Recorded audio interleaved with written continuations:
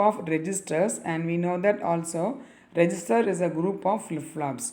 Each flip-flop is capable of store one bit at a time, either 0 or 1. Let us see the definition and its types. In electronics, a flip-flop or a latch is a circuit that has two stable states and can be used to store state information 0 or 1. They are all the discrete values. It may be either 0 or 1 to say the absence or presence. Flip-flops and latches are fundamental building blocks of digital electronics systems used in computers, communications, and many other types of systems. That means we are using the flip-flop as the building blocks. That means they form the basic to build all the electronic components such as the computers and communication devices. There are basically 4 types of flip-flops, and these are SR flip-flop, that is the set reset flip-flop or latch, and then we have the JK flip-flop, and the next one is the D flip-flop or data flip-flop, and the fourth one is the T flip-flop or the toggle flip-flop. Let us see one by one with the diagrams and the truth table. And before that, let us know what is the difference between the flip-flop and the latch. When you say a flip-flop checks the input but changes the output only at times defined by the clock signal or any other control signal. That means the flip-flop changes the state only when it is defined by the clock signal or any other control signals. It is edge triggered device. That means we know that the clock pulses have the edge and the level. Okay. Every flip-flop have a clock signal. Let us see this diagram, it will be easy to understand. And in the case of latch, it checks the inputs continuously and responds to the changes in the inputs immediately. So difference here is the flip-flop changes at times. That means it has some periodic time to change the output, but in the case of latch, it changes continuously. And this latch is a level triggered device. Let us see what is the level and what is an edge. And then a latch does not have a clock signal. That means latch is not dependent on the clock signal, whereas the flip-flop always have a clock signal. Let us see what is the level diagram and also the trigger diagram, which is the edge diagram. Okay, so you can see these diagrams.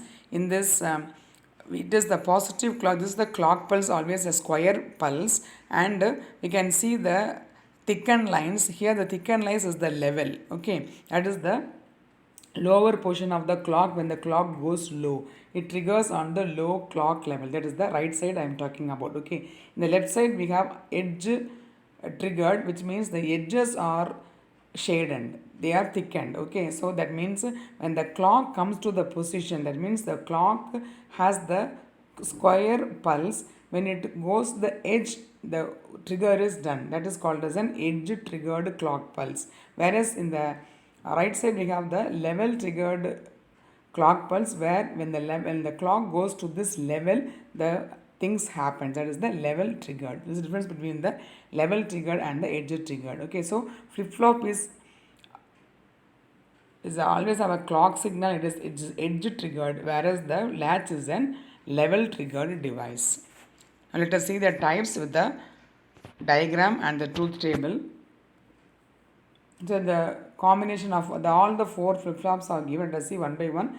Set reset type, basic data storage device which holds data until the reset occurs. That means a data will be stored in this particular flip-flop, RS flip-flop, where it changes the state only a reset occurs. Okay, in the case of JK flip-flop, it is most versatile of basic flip-flops. 2 input behavior plus the toggle type behavior. That means these are the toggle type flip-flops, where in the case of it sets and resets the value, and also it toggles the value from one state to the other state. That means it is also called as a complement flip-flop. Okay, and the third one is the D type. D type is the basic data flip-flop. It has advantage of just simply writing the, it is simpler than the wiring than the simpler wiring than the JK version. Okay. Actually, what does it mean is, here the JK flip-flop, the wires, that is the inputs are tied to make a single input. So this will form the data flip-flop or the delay flip-flop. And then the fourth is the T flip-flop. This toggle action is useful for the counters and can be constructed from any of the basic flip-flops. Okay, this T flip-flops helps to toggle the count, that is the toggle the states from one to another, which helps in the counters, because the counters always the one by one the values get changes in consecutive places. Okay, let us see the flip-flops one by one. The set reset flip-flop, also called as an SR flip-flop. This is the diagram here. S and R are the input here, and it is a NAND gate oriented diagram, and Q and Q bar are the output. And here let us see the most basic of all the bistable latches and the bistable multi-vibrators is the SR flip-flop. Okay, the basic SR flip-flop is an important bistable circuit, because all the other types can be built from it. Let me here are the basic building blocks. Let us see, this is the truth table given over here. S, R, Q. Q is the output, S and R are the input. So let us see, the state is the next heading. So based upon the input is S and R, and all depending upon the Q input, the state, the changes, the reset, there will be change in the state. So how it happens, in both the first case 0 0, when both S and R are 0, there is no change. So Q is also 0. There is no change in the output, in the state. And when S is 0 and R is 1, it is reset. Actually the reset is high. R is high means reset is done. Okay, so now in the second case R is 1, so the state becomes reset. And in the third case it is 1 0, because set is 1, so the output is also 1, so the flip-flop is set. That means the flip-flop stores the value 1, and in the last case 1 1, it is don't care. X is the don't care condition. That means the flip-flop is neither in the 0 state nor in the 1 state. These are all the 4 combinations of R and S. So to get to know the state of the flip-flop. So just to summarize, S and R 0 0, no change in the state. S0 R1 is reset. So and then 1 0 S is 1 is set, so the flip-flop is set, and 1 1 is the don't care condition. The flip-flop it's in the unstable condition. Let us see the JK flip-flop. So JK flip-flop is another version of RS flip-flop, where J is equivalent to S and K is equivalent to R. Okay, let us see how it works. The truth table of this JK flip-flop is, again here having the J and the K input with the Q output, and for 0 0 case there is no change, and then for the 0 1 case, that is reset, because K resembles R, so R is reset, so the state is the reset. And the next one is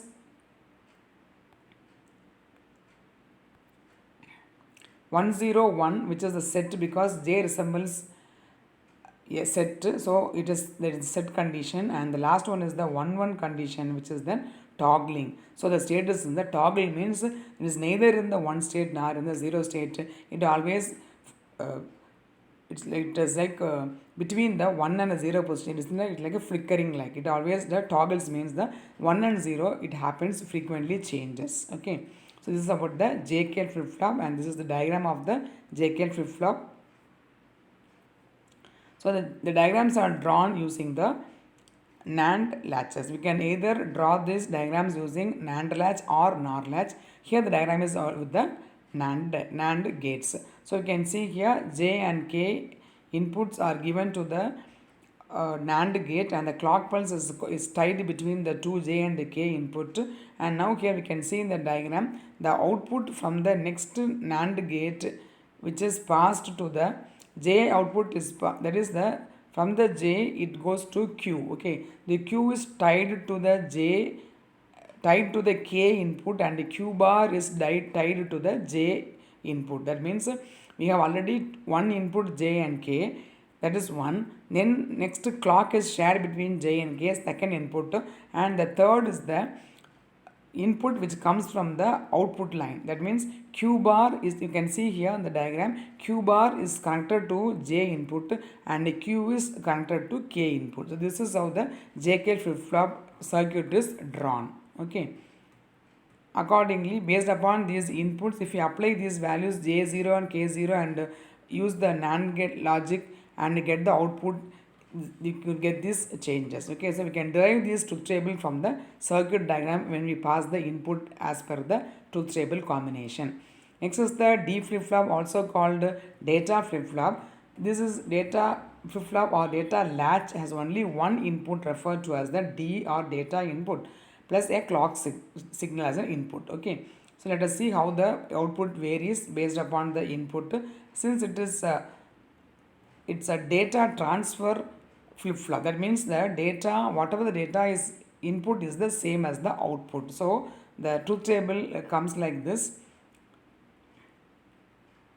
If D is 0 means Q is also 0, D is 1 means Q is also 1. That means the input is same as the output. So this is how the circuit diagram looks like for the D flip-flop. You can see here the same NAND latches as it is done from the RS flip-flop onwards. The same thing in JK, the clock is tied between, and again the inputs output are tied to the Q bar is tied to J and Q tied to K. That is the, we are tying the output to the input. That is the JK flip-flop. Next is the version where the J, and that means the two inputs are connected as a single one, and we can see here it is given as a D input. There is no two inputs J and K or R and S is not here, only D is the only input. That means we are tying the input, two inputs together. Okay, and that is done through the NOT gate. So D goes as usual in the first gate, and D is converted as inverted to go to the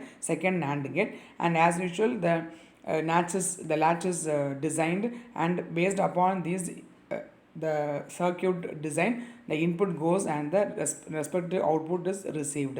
And here you can see that when clock pulse derives, the clock pulse is one of the input that is derived to the NAND gate. So when D is 0, after passing through these all the gates, the answer is Q. That means D and Q are same. Okay, this is all about the D flip-flop. Here D helps to transfer the data between the different registers.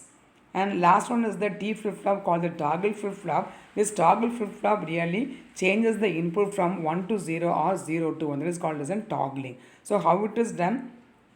The case when J is equal to 1 and K is equal to 1 in the JK flip-flop, if the J and K are tied together, and in the next clock cycle, that means when the next clock ticks, naturally the input toggles. That means the input changes from 0 to 1 and 1 from 1 to 0. So this is how the truth table works. So we are having the combination only one input, which is the T, and we can see if previously we can see here the input is changed to, that is, okay, if it is the input is, if it is T is 0, there is no change in the output. 0 remains 0 and 1 remains 1 in the first two cases. In the third case, when T becomes 1, what happens? The Q becomes the input, previous input is 0 means the next output will be 1. That means 0 is toggled to 1, and again when it is 1, it will become 0. So the summary here is, when T is 0 in the first two cases, the input and output remains the same. Input is Q of T and output is Q of T plus 1.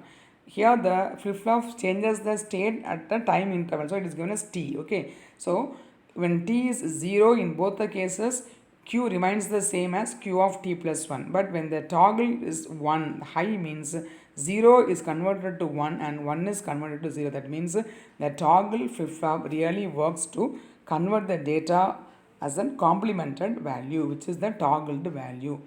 So this is the diagram here. You can see here.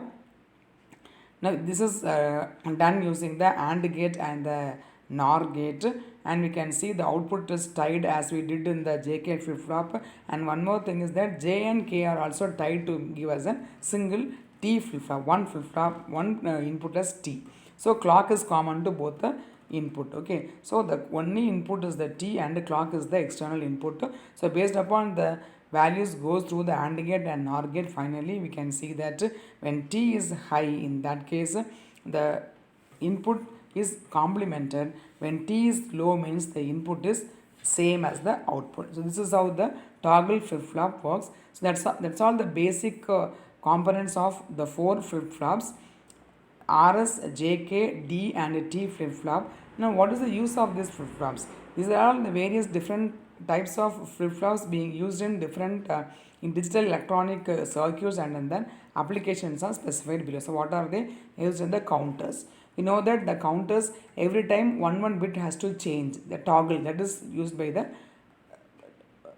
toggle flip flop. And we have frequency dividers. Here the dividers, these divides the, when it's divided means it is a shifted. That means when it is shifted means 0 1, when the value in the bit of the any number is shifted once left or right, accordingly the value is divided or multiplied. Okay, so this helps in the frequency dividers and also in the shift registers, and is also in the storage registers. So generally they are used in the registers and also in the counters. So flip flops are the basic building components that stores either 0 or 1 is a bistable device, and they are used in the counters, dividers, registers and the storage registers.